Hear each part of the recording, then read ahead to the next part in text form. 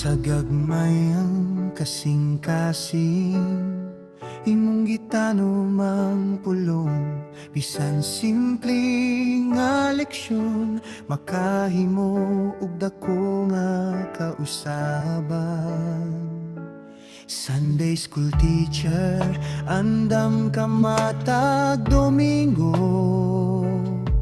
uban sa pahiyom o kasing-kasing nga puno. Sa istorya sa Biblia ug leksyon sa gugma, imong gitudlo si Jesus sa paagi nga masaptan sa bata.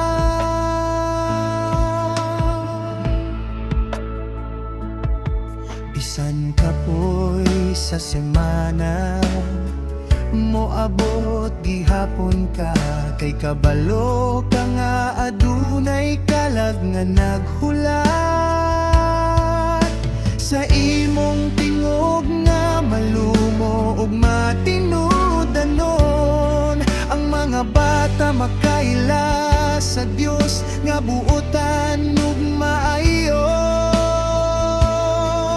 Kung ang bata magkatawa o mag-ampo sa unang higayon, ang imong kahagon nagpakita nga ang pulong buhi ug tinuod gyud.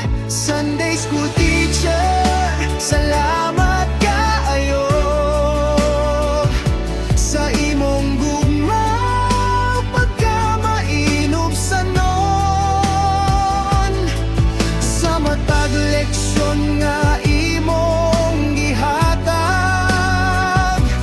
Ang pagtuo sa bata nagatubo.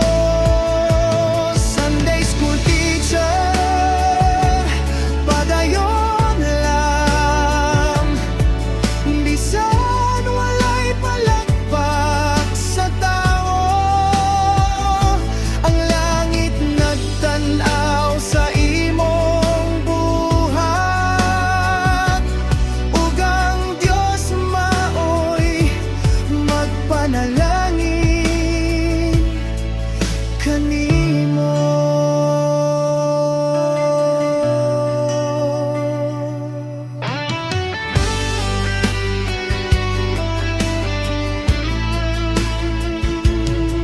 Storytime kanta ug simple nga dula, pero ang mensahe klaro. Si Jesus maora gyud siya, gamay pa ang huna-huna, pero dako ang epekto. Kay ang tinanom karon mamunga ug lig-on sa umaabot jud bro.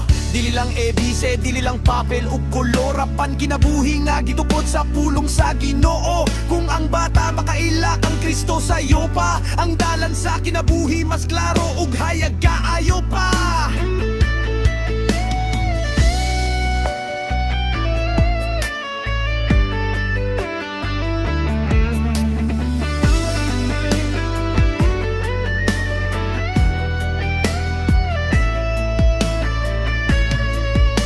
Ginoo, panalangin ni sila,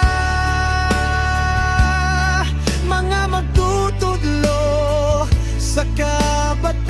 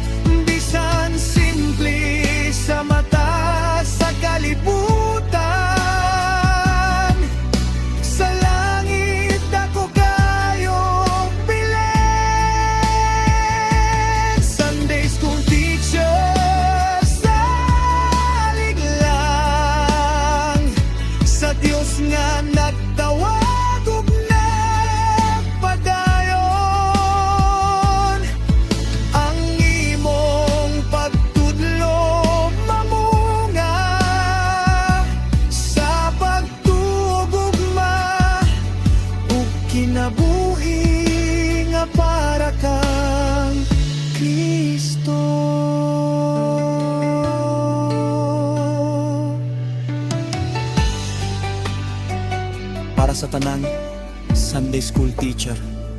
Salamat sa pagtanom sa pulong. Ang Ginoo magpanalangin sa imong pagalakan, Kristo.